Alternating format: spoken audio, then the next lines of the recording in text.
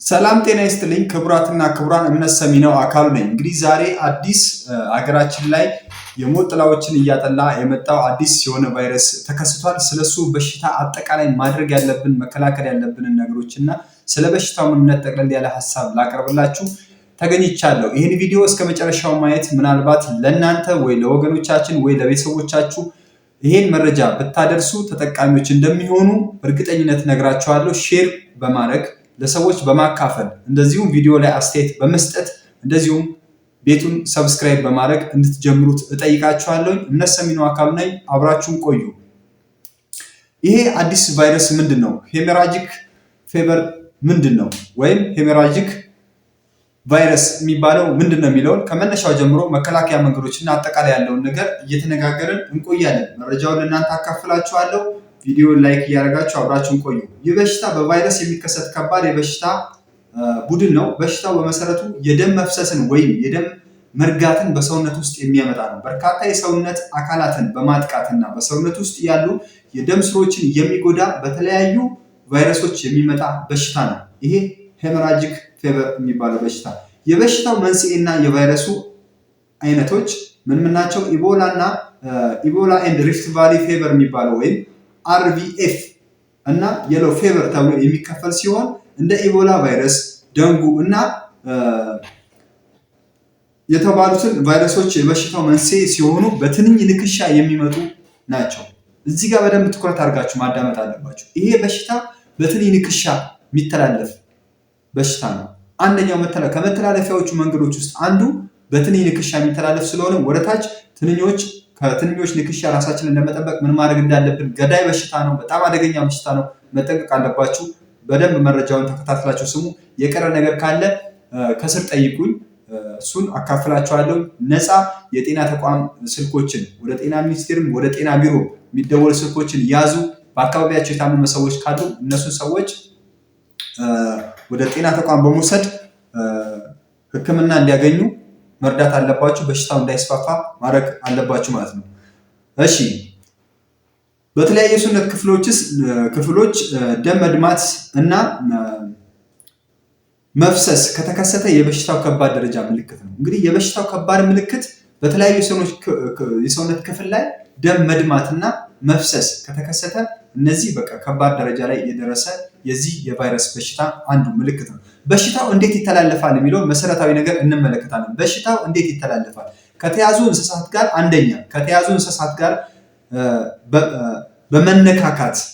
ጋር በመነካካት ከነሱ ጋር በሽታው ከያዛቸው እንስሳት ጋር በመነካካት ለምሳሌ አይጥ፣ ምራቅ ሊሆን ይችላል፣ ሽንት ሊሆን ይችላል፣ ወይም ሌሎች ከሰውነት የሚለቀቁ ፈሳሾች በሚነካኩበት ጊዜ ይተላለፋል። አንደኛው መተላለፊያ መንገድ ይሄ ነው። በመነካካት ከነሱ በሚወጣ ፈሳሽ ነገር በደም ሊሆን ይችላል፣ በምራቅ በሽንት ሊሆን ይችላል። ለምሳሌ ከእንስሳትም ደግሞ እንደ አይጥ አይነቶች በትንኝ ንክሻም እንደሚተላለፍ አይተናል።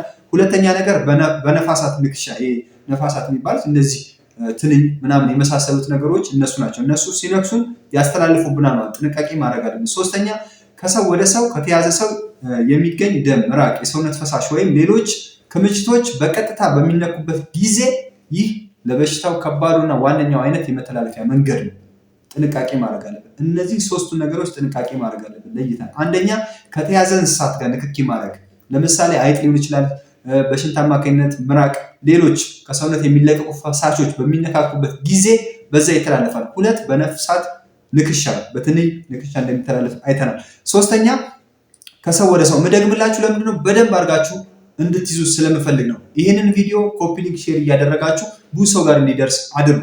ሶስተኛ ከሰው ወደ ሰው ከተያዘ ሰው የሚገኘው ደም፣ ምራቅ፣ የሰውነት ፈሳሽ ወይም ሌሎች ክምችቶች በቀጥታ በሚነካኩበት ጊዜ ይህ ለበሽታው ከባዱና ዋነኛው አይነት የመተላለፊያ መንገድ ነው። ዋነኛው በቃ ይሄ መተላለፊያ መንገድ ነው። የበሽታው ምልክቶችን እንመለከታለን። የበሽታው ምልክቶቹ በድንገት ሊታዩና በፍጥነት ሊባባሱ ይችላሉ። በቃ ይታያል፣ ወዲያው በፍጥነት ተባብሶ ነው የሚቀጥለው። አንድ ሰው በቫይረሱ ከተጠቃ ከ2 እስከ 21 ቀናት ውስጥ ምልክቶቹ መታየት ይጀምራሉ። እንግዲህ ከ2 እስከ 21 ቀናት ውስጥ ምልክቶቹ መታየት ይጀምራሉ። ምልክቶቹ ራሳቸውን ከፍ እያደረጉ ነው የሚሄዱት። እንግዲህ የመጨረሻ ደረጃ ላይ ሲደርስ ከሰውነቱ ላይ ደም መፍሰሶች በተለያየ አካላት ላይ በአፍንጫ በተለያዩ አካላት ላይ ደም የመፍሰስ ነገር ሊኖር ይችላል። ግን ወሳኝ ምልክቶቹ መታየት የሚጀምሩት ከ2 እስከ 21 ቀን ውስጥ ነው መታየት የሚጀምሩት ምልክቶች። እነዚህን ልብ ብላችሁ ካያችሁ ቀጥታ በአፋጣኝ ወደ ጤና ተቋም ማድረስ ይኖርባቸዋል ማለት ነው።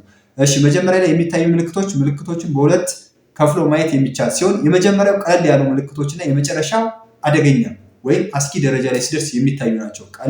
ቀለል ባለው ደረጃ የሚታዩ ምልክቶችን ስንመለከት የመጀመሪያ ምልክቶች ከፍተኛ የሰውነት ሙቀት ወይም ትኩሳት ከታየ የመጀመሪያ ደረጃ ምልክት የሚባለው። ሁለተኛ ድካምና የመዛል ስሜት፣ ታማሚው ድካምና የመዛል ስሜት የሚሰማው ከሆነ ሁለተኛው ምልክት ነው። የጡንቻ የአጥንት ህመምና ቁርጥማት፣ መገጣጠሚያ አካባቢ ሊሆን ይችላል። አጥንትን ቆረጠመኝ ምናምን የሚባል ነገር የሆነ የጡንቻ የተለያዩ የሰውነት አካላታችን ላይ ቁርጥማት ስሜት የሚሰማን ከሆነ የመጀመሪያ ደረጃ ምልክቶች ውስጥ በሶስተኛ ደረጃ የተቀመጠው ነው። ራስ ምታት፣ ከፍተኛ የሆነ ራስ ምታት ከታየ፣ የጉሮሮ ህመም ከታየ እነዚህ የመጀመሪያ ደረጃ ምልክቶች ናቸው።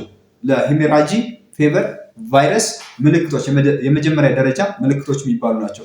ከባድ ምልክቶች ወይም የበሽታው የከባድ ምልክቶች ተብለው የተቀመጡት በሽታው እየተባባሰ ሲሄድ በአንደኛ ደረጃ በቆዳ ስር ደም መውጣት ይጀምራል። በቆዳዎች ስር ደም መውጣት፣ ከአፍንጫ፣ ከዓይን፣ ከአፍ ወይም ከጆሮ ደም መፍሰስ፣ በዓይናችን፣ በአፍንጫችን፣ በጆሮአችን፣ ከሰውነታችን ቆዳ ላይ ደም መፍሰስ ከፍተኛ ደረጃ ላይ የደረሰ ሲመጣ ይሄ ምልክት ይታያል።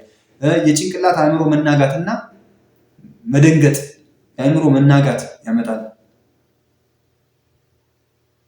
ራስን መሳት፣ ኮማ ውስጥ መግባት ያስከትላል። ከፍተኛ ደረጃ ላይ ሲደርስ ራስን መሳት፣ ኮማ ውስጥ መግባት፣ ከአፍንጫ፣ ከጆሮ፣ ከዓይን፣ ከተለያዩ አካላት ከቆዳችን ላይ ደሞች መፍሰስ ሲጀምሩ ከባድ ምልክቶች ናቸው።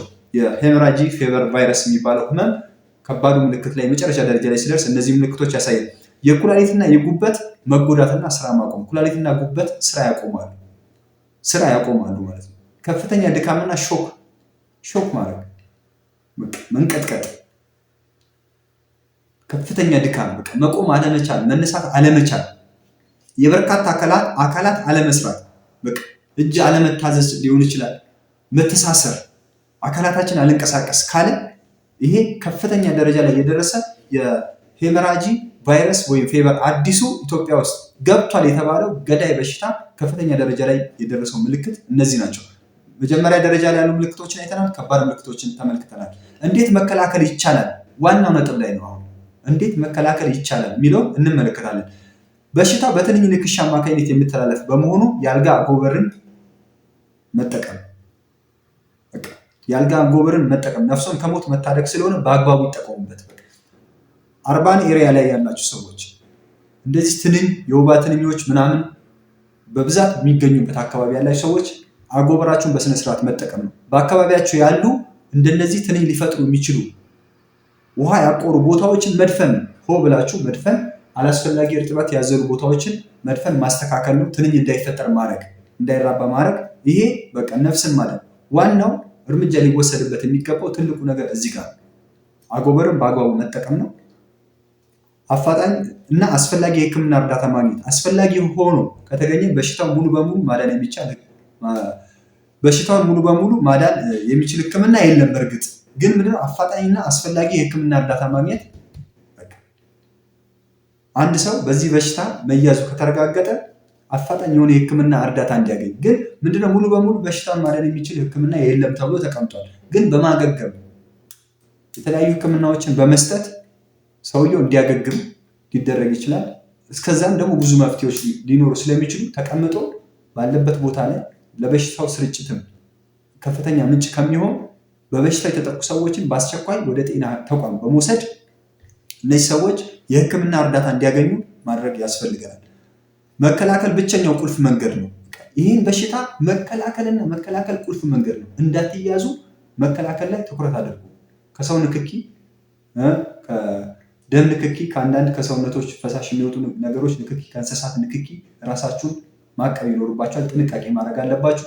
ሁለተኛ ነገር ደግሞ ምንድነው እነዚህ ከእንስሳት ጋር ያለው ንክኪ በቢንቢም እንዳትነከሱ ምንድነው ማድረግ ያለባችሁ? አጎበር ተጠቀሙ። ማታ በምተኙ ሰዓት አጎበር መጠቀም፣ ትንኝ ሊፈጥሩ የሚችሉ ነገሮችን ማጽዳት፣ ከአካባቢያችሁ ላይ በደቦ ወታችሁ አካባቢያችሁን ማጽዳት ይኖርባቸዋል ማለት ነው። እሺ የሚከተሉትን ማድረግ ያስፈልጎታል። በትክክል እነዚህ የሚከተሉትን ነገሮች ደግሞ ማድረግ አለባቸው። አንደኛ እጆን በንጽህና ይታጠቡ። በሳሙናና በንጹህ ውሃ ዘወትር ማጠብ አስፈላጊ ነው። እጃቸውን በንጽህና መታጠብ፣ የግል ንጽህናን መጠበቅ በአጠቃላይ። ሁለተኛ ከሌሎች ሰዎች ወይም ክምችቶች ራስዎን ይጠብቁ። ከሰው ገለል ማለት አለቦት። ከሰዎች ደም፣ ምራቅ ወይም ሌሎች ከሰውነት የሚለቀቁ ፈሳሾች ንክኪዎች ራስዎን ይጠብቁ። ይህ ለቤተሰብ አባላትና በተለያየም ለሕክምና ባለሙያዎች እጅግ አስፈላጊ ነው። ራሳችሁን ማግለል መጠበቅ አለባችሁ፣ ንጽህና መጠበቅ አለባችሁ ማለት ነው። ከንክኪዎች ራስን ማራቅ ያስፈልጋል። ሶስተኛ ከእንስሳት ይራቁ። አይጦችና ሌሎች እንስሳትን ከቤቱ አርቀው ያቆዩ። የሚታወቁ የእንስሳት ክምችቶችን ባሉበት ስፍራ ጥንቃቄ አይለዩት። የትኛውም ስብስብ የእንስሳትም ስብስብ ያለበት የሰውም ስብስብ ያለበት ቦታ ላይ ደፍሮ አለመሳተፍ፣ ራስን ገለል ማድረግ፣ ራቅ ማለት፣ በንጽህና ራስን መጠበቅ። ይህ በሽታ ማዳኛ የለውም ተብሎ ገዳይ በሽታ ነው፣ የተረጋገጠ ነው፣ ገዳይ የሆነ በሽታ ነው። ስለዚህ እነዚህ ምልክቶች የታዩባቸው ሰዎች ካሉ ወደ ሕክምና ተቋም መውሰድ። እነዚህ አሁን እያየናቸው ያሉት እነዚህ ማድረግ የሚያስፈልጉ ነገሮችን ሶስተኛውን አይተናል። ከእንስሳት ይራቁ። አይጦችና ሌሎች እንስሳት ከቤቱ አርቀው ያቆዩ። በቃ አይጥ ማጥፊያ መጠቀም ነው። በቃ ጸረ አይጥ የሆኑ መድኃኒቶችን መጠቀም ቤት ውስጥ፣ ትንኞችን አንጎበር መጠቀም፣ ሌሎች ነገሮችን ከሰዎች ደም ከሚፈሳቸው ሰዎች ከንክኪ ሰውን መርዳት የለባቸውም ሳይሆን ከንክኪ መራቅ፣ ጓንት ማድረግ ሊሆን ይችላል፣ እጅን በንጽህና መታጠብ ሊሆን ይችላል። የሆነ ፈሳሽ ነገር የሰው ደም ምናምን የወጣውን ወይም አክታ ወይ ምራቅ ምናምን የመንካት አጋጣሚ ካለ መታጠብ፣ እንደዚህ አፍንጫችንን አፋችንን አለመንካት። እነዚህ ነገሮች ጥንቃቄ ማድረግ አለብን። እሺ አራተኛ ከነፍሳት ይጠበቁ፣ አጎበር ይጠቀሙ። ይህን በሽታ ለመግታትና ለመቆጣጠር መከላከያ መንገዶቹ ላይ ማተኮር ይመከራል። መከላከያ መንገዶቹ ላይ ትኩረት አድርጉ። ይህንን በሽታ ለመቆጣጠር እንዳይስፋፋ ለማድረግ መከላከያ መንገዶቹ ላይ ትኩረት አድርጉ። መከላከያ መንገዶቹ ከተለያዩ ንክኪዎች ራስን ማራቅ፣ ከተለያዩ ስብሰባዎች ራስን ማራቅ፣ ሰዎች ከበዙባቸው እንስሳቶችን ከበዙባቸው አካባቢ ራስን ማራቅ፣ አጎበር መጠቀም። ስትተኙ ሁሌ አጎበር በስነስርዓት ተጠቅማችሁ መተኛት። ከትንኝ ንድፊያ ራሳችሁን መጠበቅ አለባችሁ። እምነት ሰሚ ነው አካል ነኝ። እንደነዚህ አይነት ሀሳቦች እንዲደርሳችሁ ቤቱን ሰብስክራይብ ማድረግ አትርሱ፣ ላይክ ማድረግ አትርሱ፣ ኮሜንት አድርጉ። ይሄ መረጃ ይጠቅማል ካላችሁ ለብዙ ሰዎች ሼር አድርጉላቸው። ቀጥታ እንደወረደ ነው እያነበብኩ ያቀረብኩላችሁ። ምክንያቱም ምንድነው ይሄ ነገር ብዙ ሰዎች ጋር ተደራሽ መሆን አለበት። ብዙ ሰዎች መዳን አለባቸው። ብዙ ሰዎች ተጠቂ መሆን የለባቸው። እንደ ኮሮና ጊዜ ብዙ ችግር ውስጥ መግባት የለብንም። ዓለም ብዙ ችግር አሳልፋለች። ሀገራችን ኢትዮጵያ ብዙ ችግርን እያሳለፈች ነው ያለችው። ይሄ መድኃኒት የሌለው በሽታ ነው፣ ገዳይ የሆነ በሽታ ነው። ከዚህ ገዳይ በሽታ ራሳችሁን ጠብቁ። ራሳችሁን ለመጠበቅ ግዴታ ማተኮር ያለባችሁ መከላከያ መንገዶቹ ላይ። መከላከያ መንገዶቹን ትኩረት አድርጋችሁ ጠብቁ። እነዚህን መከላከያ መንገዶችን በስነስርዓት ከጠበቃችሁ ራሳችሁን ጤና፣ ቤተሰባችሁን ጤና ማድረግ ስለምችሉ እነዚህ ነገሮች በሙሉ እየጠበቃችሁ ሀገራችንን፣ ህዝባችንን ሰላም እንዲሆን የራሳችሁን አስተዋጽኦ አድርጉ።